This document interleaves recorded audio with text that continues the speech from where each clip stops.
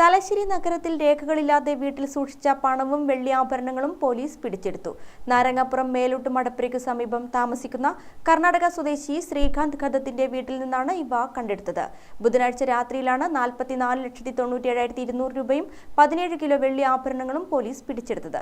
ആഭരണങ്ങൾ നിർമ്മിച്ചു നൽകുന്ന വ്യാപാരിയാണ് ശ്രീകാന്ത് ഖദം.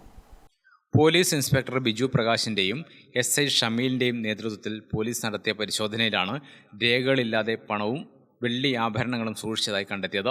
രഹസ്യവിവരം ലഭിച്ചതിന്റെ അടിസ്ഥാനത്തിലായിരുന്നു പരിശോധന. ശ്രീകാന്ത് ഖദമിനെ പോലീസ് കസ്റ്റഡിയിലെടുത്ത് ചോദ്യം ചെയ്ത ശേഷം വിട്ടയച്ചു. പണവും ആഭരണങ്ങളും പോലീസ് കോടതിയിൽ ഹാജരാക്കിയിട്ടുണ്ട്.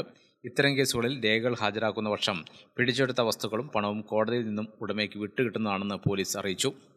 ഗ്രാമിക ന്യൂസ്, തലശ്ശേരി.